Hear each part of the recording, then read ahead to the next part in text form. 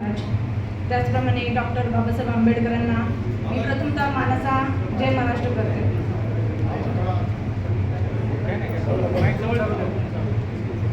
सगळ्यात महत्त्वाचं म्हणजे आपण आज या ठिकाणी लोकसभा निवडणूक 2024च्या प्रचारा संदर्भात आपण या ठिकाणी सर्वजण प्रचाराच्या निमित्ताने या ठिकाणी सर्वजण उपस्थित आहात. खऱ्या अर्थाने आज तालुक्यामध्ये सध्या चर्चेचा विषय आहे.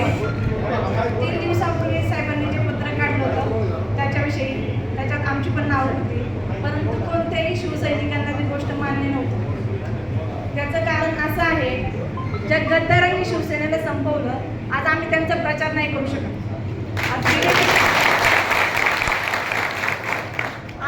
आजही साहेब आमच्यासाठी कालही आदरस्थान होते, आजही आमचं श्रद्धास्थान आहे, उद्याही राहणार आहे. साहेबांविषयी कोणताही राग द्वेष आमच्या मनात नाही, परंतु साहेबांची जी भूमिका होती ती कुठेतरी आम्हाला खटकली. त्याच्यामुळे आम्ही सगळेजण हा निर्णय घेतला की आपण सर्वजण उद्धव साहेबांच्या सोबत राहणार आहोत. आणि खऱ्या अर्थानं सर्व शिवसैनिकांना वाऱ्यावर सोडणे इतपत ज्यांनी आजपर्यंत आम्हाला साथ दिली त्या शिवसैनिकांना आम्ही वाऱ्यावर सोडणार नव्हतो. आज त्यांच्यासाठी आम्हाला उभं राहावं लागलं. काल आम्ही पत्रकार परिषद घेतली, सगळ्यांनी पाहिलीच असेल. त्याच्यामध्ये आम्ही जो निर्णय घेतला म्हणजे त्याचं सगळ्यांनी कौतुक केलं की आजपर्यंत ताई सगळ्यांनी शिवसैनिकांनी सगळ्यांनी आजपर्यंत तुम्हाला साथ दिली, तुम्ही त्यांना वाऱ्यावर सोडणार का? आज आम्ही कोणत्याही शिवसैनिकांना वाऱ्यावर सोडणार नाही. मी डॉक्टर पठारे, अनिल शेटे असतील, सगळे पदाधिकारी त्यांच्यासोबत आहोत. आणि खऱ्या अर्थाने उद्धव साहेबांचा जो आदेश आहे आणि आम्ही शिवसेनेचे पदाधिकारी आहोत. शिवसैनिक कट्टर असतो आणि आम्ही उद्धव साहेबांची कट्टर माणसं आहेत. उद्धव साहेबांनी जो आदेश दिला आहे तो आमच्यासाठी सर्वमान्य आहे. आज महाविकास आघाडीचा प्रचार करण्यासाठी मी या ठिकाणी आली आहे.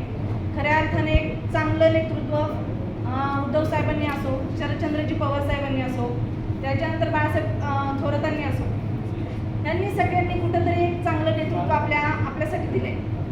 आज आपल्या पारनेर तालुक्यासाठी खूप अभिमानाची गोष्ट आहे. म्हणजे इतक्या दिवसातून आपल्याला ही संधी भेटली आहे. म्हणजे मला तरी आठवत नाही की खासदारकीची संधी म्हणजे आजपर्यंत भेटली नसेल, परंतु आपल्या तालुक्याला ही संधी भेटली. आता संधीचं सोनं आपल्याला करायचं. खरं तर आपल्याला ह्या संधीचं सोनं यासाठी करायचं आहे की पुन्हा ही संधी आपल्याला भेटणार नाहीये आणि असा माणूस आपल्याला पुन्हा भेटणार नाहीये.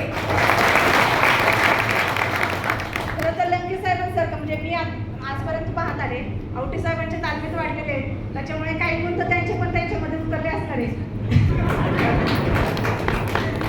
आणि 4.5 वर्ष म्हणजे निलेश लंके साहेबांनी जे काम केलं मी पण पाहते. म्हणजे रात्र दिवस ते काम करतात जनतेसाठी. म्हणजे आपण म्हणतो ना एखाद दिवशी आता आम्हीच प्रचारासंदर्भात आम्हाला फिरावं लागतं, सकाळी लवकर उठायचं म्हटलं की जीवावर येतं. आणि आज ते सतत म्हणजे झोपही नाही काही नाही, फक्त जनतेसाठी अहोरात्र ते पळतायत.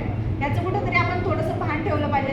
आणि आपल्या पारनेर तालुक्याचा भूमिपुत्र यासाठी आपण सगळी त्यांना संधी दिली पाहिजे. आणि आपल्यासाठी चांगलं आहे ना, आपल्या तालुक्याचा जो स्वाभिमान आहे, आज आपला पारनेर तालुका एक स्वाभिमानी तालुका म्हणून ओळख नावारूपाला आहे.